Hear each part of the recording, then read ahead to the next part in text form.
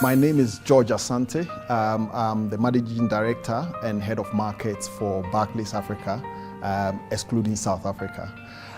For us in Barclays Africa Group and ASEA, one of our key values is the value of stewardship. Now, in the value of stewardship, we believe that we need to leave environment and anything that we actually come to meet in a better state than we found it. And that is where we come into the whole ASEA conference, particularly when it comes to discussions and developments around the financial market. We believe there is a strong case for Africa to actually raise a lot of capital within its financial market to fund infrastructure growth. But we've also seen that the market's environment is not conducive enough. So when we have forums like this that discusses issues around how to accelerate development of the financial market, as a bank, we see it as an opportune period and an opportunity also for us to partner with all and sundry to actually make these kind of discussions a success, so we can together work to transform the African financial markets landscape. So I think Africa over the period has actually done well in terms of bringing a lot of companies into the IPO market and companies actually raising capital in the various equities market. But as you rightly said, there is a lot that can be done. And the discussions that we've had, and which also comes on the back of the Barclays Africa Group Financial Markets Index, has been around how we've prioritized the sectors of the economy that actually need the most financing. I think over time, the focus of all discussions around listings in the stock market has been for blue chip companies. Now, what you find over time is most of the blue chip companies don't necessarily need financing. Where there is a critical need for financing is the SME sector.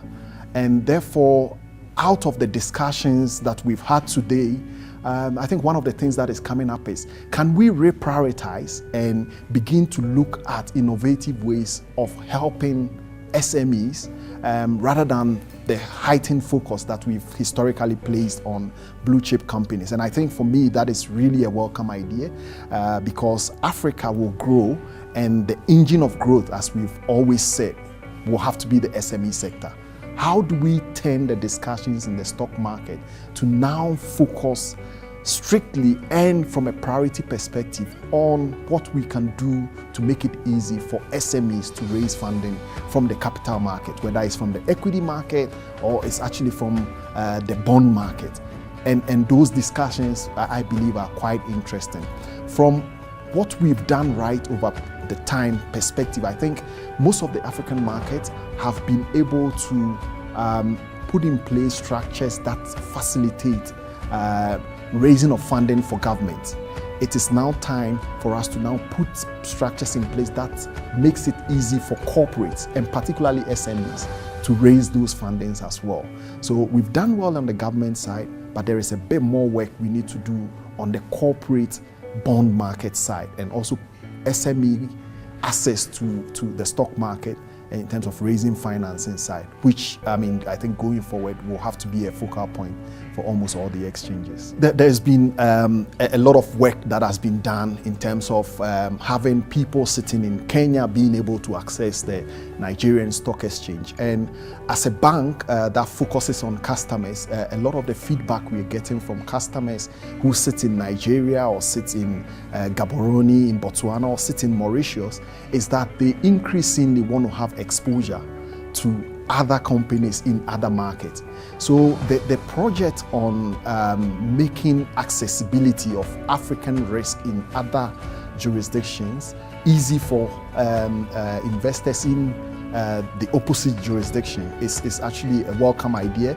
We believe that is the way to go. People in Africa must find it much more easy to invest in their own economies, invest in other African economies, and also, in the broader world, when they are full on African risk, should be able to invest in other parts of the world. I think it's easier to probably invest in other parts of the world than for an African company to invest within Africa. And that is where the project of interconnectivity becomes quite paramount.